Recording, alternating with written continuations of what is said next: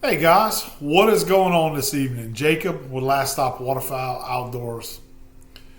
Well, hey, I wanted to get together with y'all for a second this afternoon because something's on my mind, and you know that I always share stuff when it has, a common, I guess, interest that I share with other outdoorsmen, or just topics that come up that a lot of us are interested in and we find interesting, or questions that are maybe posed, and asked to other outdoorsmen what their opinions are. And that's what this video is about. It's actually about a question that I ran across on social media. I believe it was yesterday when I read the post that the gentleman had put out there, and it was on a local waterfowl hunting forum based here in Louisiana. And he had a really good question that he asked to the general duck hunting community, and something that kind of really made me think about it. It's something that I've been noticing for quite a while. But the question that he asked was, has waterfowl hunting as we know it today become more of a business than it is a hobby or something that we do for recreational sport, for the love of it? I think that's the point he was trying to make. Is it more for the love of the sport that us as a group of hunters are doing it for nowadays, or is it a business now? Has it become a business? And I really think that that's a valid question that this man asked. And this gentleman claimed to be an older generational hunter. He said that he was around during the times when it wasn't as commercialized as a sport. That there was times where what camouflage you wore didn't matter to everyone like it seems to do and be nowadays. What type of decoys you hunted over. What type of boat, how expensive your boat was. Did you have the latest and greatest when it came to equipment, and did you need it in order to be able to be a successful waterfowl hunter? And when I started really kind of pondering on that question and thinking about that question, and I've actually talked about that in my podcast this season. We've had a couple of instances where I discussed some of those same topics. It really got me thinking to myself, hey, you know what? Other people are seeing it, and the younger generational hunters coming to the sport, are you really even aware of the way things were, the history in the sport, or are you just exposed to the way that it is nowadays? And with that being said, are we headed in the right direction as a future generation of waterfowl hunters? That's a question in itself that I think a lot of us have to answer, and we probably have reflected back on when we look at whether you're a public land hunter or maybe you're a private land owner that hunts on your own private land. How have we seen things change through the years, and is it become more of a business now than what it used to be? And I can tell you, nowadays it's just my opinion that anything. You follow the money. Let me say that. If you follow the money or an opportunity to make money, you're going to have, more commercialization of that sport, that hobby, whatever it is. It could be a particular brand. It could be a particular idea that somebody comes up with. And I do think that hunting has become a very, very commercialized hobby nowadays. It's almost like a sport, and that's what this gentleman said. He said it reminds me a lot of pro sports, the way it is. It's all about money. You look at college sports nowadays. That's a great example. Now with NIL, those of you who follow college sports, with NIL, look how much NIL has changed the collegiate game, no matter what sport it's involved in. It's made a lot of people, make that decision to not even watch their favorite teams that they used to follow. If they do follow them, you probably are aware how much it's changed the landscape of college sports.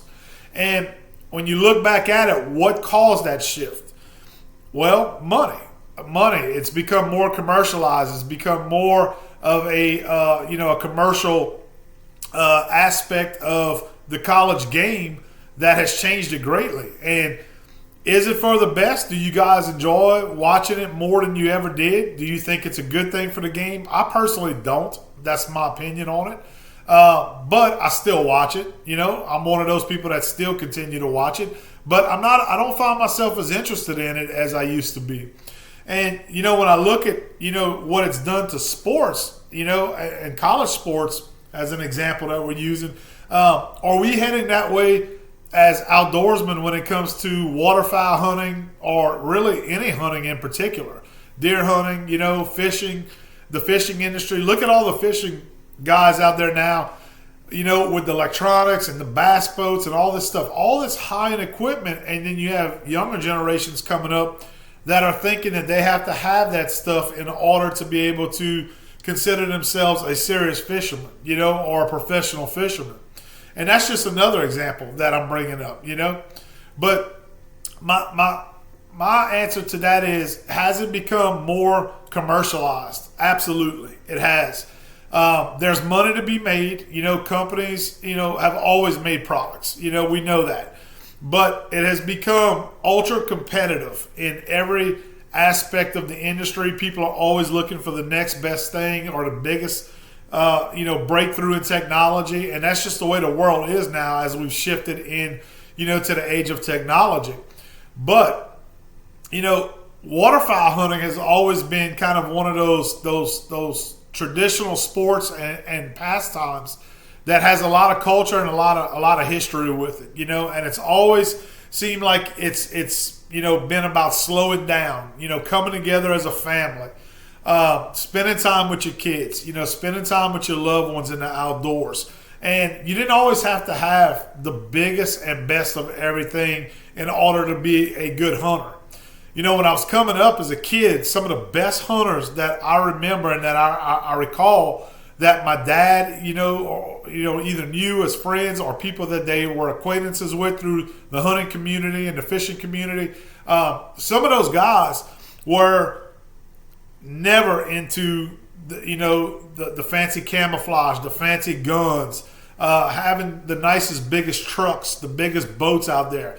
Back then, that wasn't something that everybody even thought about for the most part. It wasn't something that people looked at other people and said, "Hey, that dude's not a serious hunter because he don't have expensive camo, or he doesn't have a certain boat." Everybody back then had paddling pirogues, or little sneak boats, or just simple outboard driven boats, and there were some really good freaking hunters that that's how they went about their way, and that's how they harvested their birds or their deer, or they caught their fish, whatever it was. And nowadays with social media, I always say that I'm a big part of social media personally right here on our channel, but social media can also be the devil's advocate too, because what are we teaching the generations that are coming up when it's all about duck pile pics, it's all about having the fancy gear and the best gear? Are we teaching the younger generation, hey, this is something that is commercialized, or are we doing it for the heritage and the love of the sport and the love of the hobby? Or are we doing it for that reason? And I think that's going to be a mixed answer with a lot of people, because there's a lot of people out there to this day that don't give a flip about being on social media. If they don't want to post pictures or they don't want to post videos, then they don't even think twice about social media, and that's perfectly fine. That's the way they operate. And then there's other people who may be posting on social media, or taking pictures and posting it up, that are doing it for memories later down the road, because that's one great thing about social media, is having those memories to be able to look back on later down the road, because everything's in a digital format nowadays, and then there's other people that are doing it for the publicity, for the fame, because they want to be the ones that are known as constantly killing birds. I kill a limit every time I go hunting, or I catch a limit of fish every time I go fishing, and look at me, look how many fish I have, and they're doing it for the publicity. So I think when you ask that question and we really look at ourselves, I think everybody's going to probably have a different answer when it comes down to that.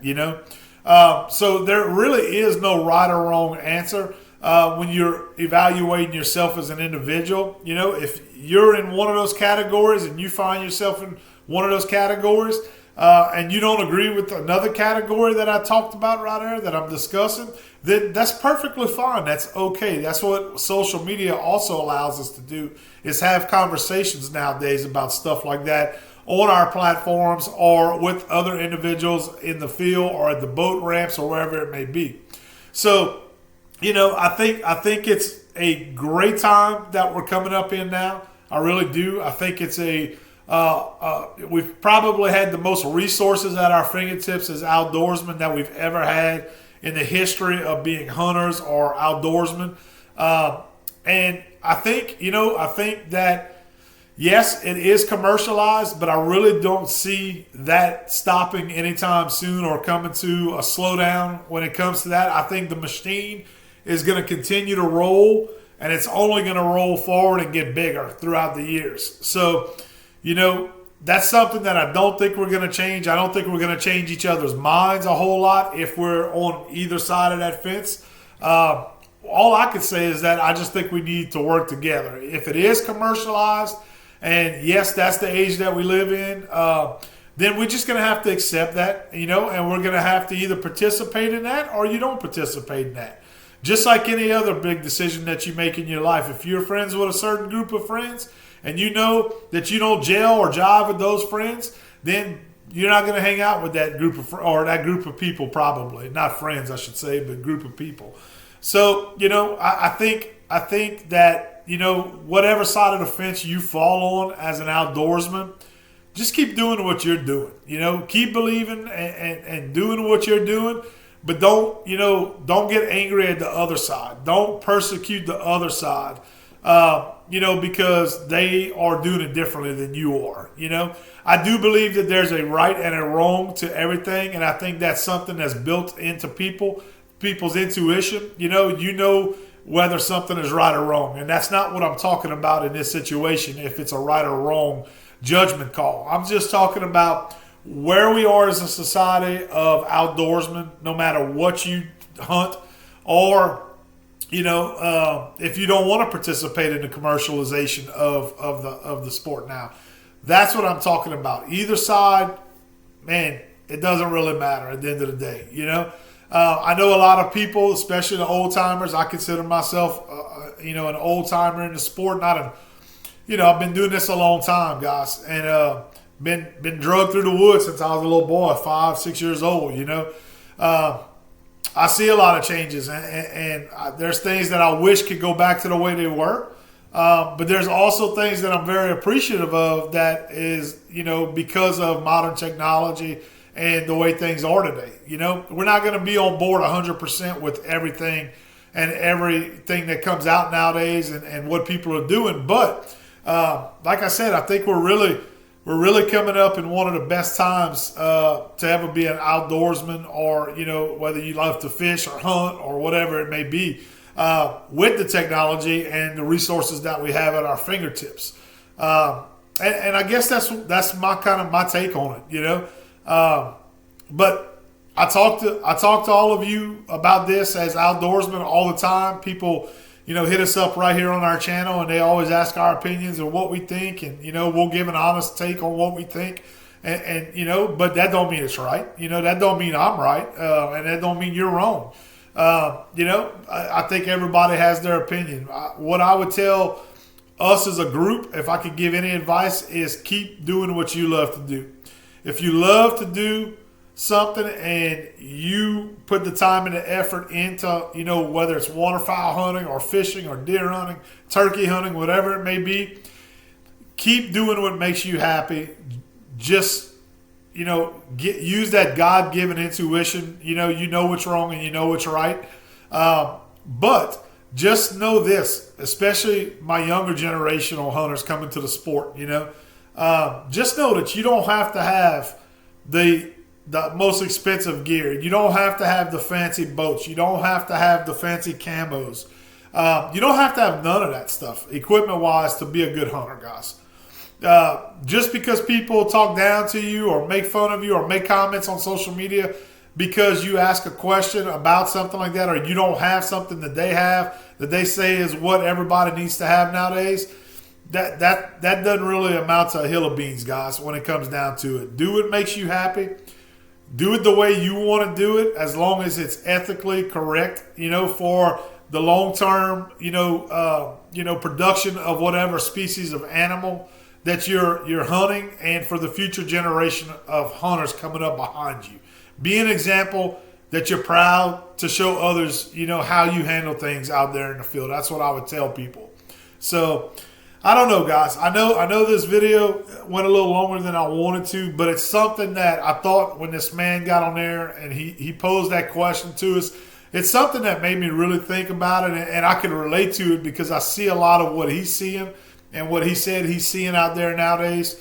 And I guess, I just wanted to say it's not necessarily wrong. He's not wrong in what he's saying. I'm definitely seeing it, but it's not necessarily a bad thing. And it might not necessarily be a good thing, if that makes a little bit of sense to you guys. It's really going to be interesting to see what the future holds. But I think that, like I said, the machine is going to continue to roll forward, with technology, with, being more commercialized as a hobby and as a sport, no matter what we do as far as fishing and or hunting and outdoors. I think we just going to have to kind of accept that, and continue to roll forward. Or, I've talked to some people and they've said, hey, we got out of it altogether and now we do something else. We play golf, or we, enjoy doing other things. So there's always that option. But I never want to see people, leave the hobby and leave the sport because of reasons like that, So hopefully we could trend in the other direction, keep people involved, educate people, properly, and then just learn to kind of all coexist and accept each other's opinions on how we approach the outdoors as waterfowl hunters, deer hunters, and fishermen, and anything else that you do outdoors, But I'm interested to know your take, guys. If you could, leave a comment down below. I'd love to get your opinion on it and hear what you guys have to think. That always interests me in having a civil conversation with people and hearing your feedback as well. So, but yeah, leave a comment down below, guys. And I appreciate y'all taking the time to support us right here at Last Stop Waterfowl Outdoors, and watch this video and follow us on the podcast and our social media platforms, our YouTube channel. Thank you guys so much. We appreciate it from the bottom of my heart. I thank you all, and we'll talk again soon, guys. Y'all take care. Have a good evening.